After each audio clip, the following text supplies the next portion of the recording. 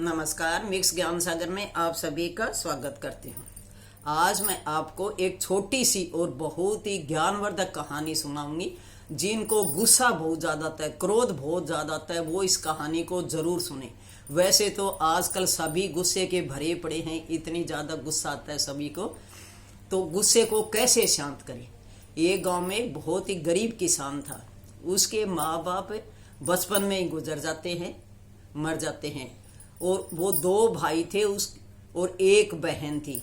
वो अपने भाई को खूब पढ़ाता है, अच्छी शिक्षा देता है, लोगों के खेतों में मजदूरी करके भी भाई का खर्चा देता है, बहुत प्रेम करता है अपने भाई से। और बहन की भी अच्छे घर में शादी कर देता है, अच्छा खर्चा लगाकर। वो अपनी जिंदगी दांव पर लगाकर अपने भाई के लिए खर्चा करता था, अपने ऊपर उसका कोई ध्यान नहीं था। और भाई को कहता कि चाहे तेरे को कितना ही खर्चा लगे, तुम पढ़ लिख कर एक बड़ा अफसर बन जा। एक दिन भाई का इंजीनियरिंग में एडमिशन हो जाता है। इंजीनियरिंग में वहां पर उसकी 1 लाख फीस लगती है। वो भी बड़ी मुश्किल से उसकी 1 लाख फीस भी भरता है। उसके बाद भाई इंजीनियर बन जाता है। और फिर कहता है, भाई मेरी एक इंजीनियरिंग लड़की के साथ ही मेरा प्रेम हो गया, उससे मेरी शादी करा दो। फिर भी भाई ने उसके साथ उसकी इच्छा के अनुसार उसकी शादी कर देता है।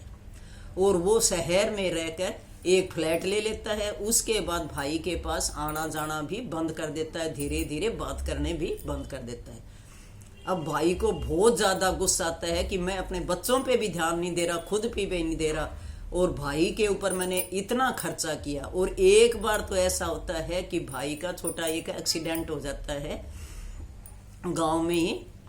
तो अपने कंधे के ऊपर बिठाकर वो लहूलुहान से होया हुआ शहर के अंदर उसका इलाज करवाने ले जाता है, वहां इलाज करवाता है। जब उसको फिर गुस्सा आता है इस बात पे, जब भाई बोलना भी बंद कर देता, आना जाना बंद कर देता है, तो वो फिर कागज इकट्ठे करके एक वकील के पास जाता है। और इतना गुस्से के अंदर लाल पीला होता है कि वकील साहब कहते हैं, आराम से बैठो और उसके बाद आराम से बातें करो। खूब मंडल ले रखे थे कागजों के, बोले इनको देखो। वकील साहब ने कहा कि इसको ठंडा पानी पिलाओ, कोई ठंडा वगैरह पिलाओ ताकि इसका गुस्सा ठंडा हो जाए। उसको ठंडा पानी पिलाते हैं कि एक बार आप शांत होकर बैठ जाओ, मैं आपके सारे कागज देखूंगा, आपका जो भी केस है, जो भी कुछ है, मैं उसका जरूर हल करूंगा। आप आज घर चले जाओ, ये सारे कागज मुझे दे जाओ, मैं सारे कागज पढ़ूंगा और कल आप आ जाना, आपका काम हो जाएगा। अगले दिन फिर वो भाई उसके पास जाता है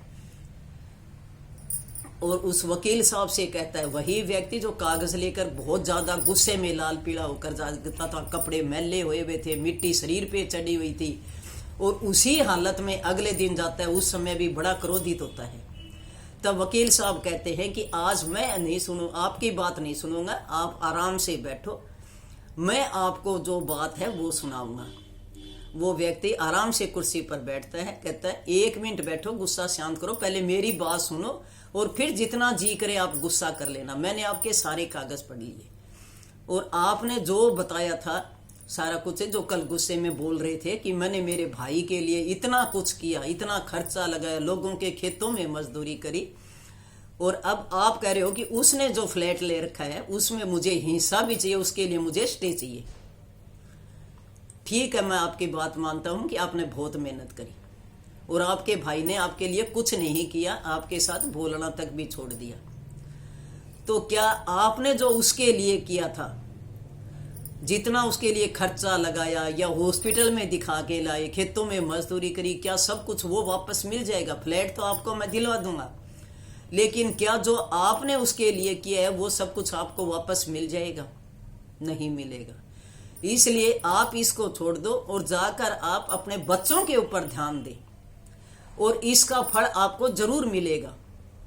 गुस्सा शांत कर लो और अपने बच्चों पे पूरा ध्यान दें, और जो फ्लैट उसने लिया उसको लेने दो, क्योंकि आपने अच्छा कर्म किया है और आप अच्छे ही रहोगे और आपके कर्मों का आपको फल भी मिलेगा। उसको समझा बुझाकर उस व्यक्ति को घर भेज देता है। अब वो अपने बच्चों पे पूरा ध्यान देता है, अच्छा पढ़ाता भी है और उन पे खूब खर्चा करता है, मेहनत करता है। एक दिन उसका बेटा डॉक्टर बन जाता है। क्योंकि कहते हैं कि अच्छे कर्म करने वालों को ऊपर वाला भगवान भी देखता है। डॉक्टर बन जाता है, गांव में ही एक बड़ा हॉस्पिटल खोल लेता है। और फिर वो व्यक्ति जो गुस्से में गया था वकील साहब के पास, उसके पास जाता है, अपने बेटे को साथ ले जाता है, एक मिठाई का डब्बा ले जाता है कि वकील साहब आज मैं आपको मिठाई देने आया हूँ। वकील साहब कहते हैं आप बैठो, क्या आज भी आपके अंदर इतना गुस्सा है? बोला जी मेरा गुस्सा बिल्कुल शांत हो गया, मैं बिल्कुल गुस्से में नहीं हूँ, आज मैं बहुत खुश हूँ, आपने मेरा गुस्सा शांत कर दिया। आज ये मेरा बेटा है, ये डॉक्टर बन गया और हॉस्पिटल खोला है हॉस्पिटल में, इसलिए आज मैं आपको मिठाई का डब्बा देने आया हूँ, क्योंकि सिर्फ आपकी वजह से ही आज मेरा बेटा डॉक्टर बना है। आपने ऐसी राय दी थी कि अपने बच्चों पे ध्यान दें और अपने बच्चों के लिए मेहनत करके जितना हो सके उसके ऊपर खर्चा करें और उनको बड़ा आदमी बनाएं। और उसके बाद मैंने गुस्से को शांत कर दिया और मैंने कोर्ट कचहरी का जो आपने कहा चक्कर काटने छोड़ दो, तो मैंने कचहरी कोर्ट के चक्कर काटने बंद कर दिया। अगर मैं उसी में गुस्से के अंदर मैं आगे कोर्ट कचहरी चक्कर काटता रहता तो खुद भी बर्बाद होता, मेरे बच्चे भी बर्बाद होते। इसलिए आज मैं सिर्फ आपकी राय से मिठाई का डब्बा लेकर आया हूँ, खुशी खुशी इस मिठाई को खाएं। आज मेरा बेटा इतना बड़ा डॉक्टर है गाँव में, मैंने सारे काम धंधे और छोड़ दिए। अब मैंने गुस्सा भी उसके बाद करना छोड़ दिया कि गुस्से के अंदर आदमी सब कुछ खो देता है, कुछ नहीं मिलता गुस्से के अंदर। और वही आदमी अगर शांत स्वभाव से अच्छा होकर अगर कर्म करे तो उसका फल उसको जरूर मिलता है। क्रोध तो आदमी को सब तरह से बर्बाद कर देता है, इसलिए क्रोध सबसे बुरी चीज है। क्रोध में कुछ हासिल नहीं करता, अपने शरीर को भी बर्बाद करता है और अपने परिवार को भी बर्बाद करता है सिर्फ क्रोध की वजह से। इसलिए मैं कहती हूँ कि गुस्से में आकर कोई भी कदम मत उठाओ, पहले सोच समझकर उसकी बात पर विचार करके उसके बाद में फिर आप सोचो उसके बारे में, तो आपके अंदर जो गुस्सा है शांत हो जाएगा।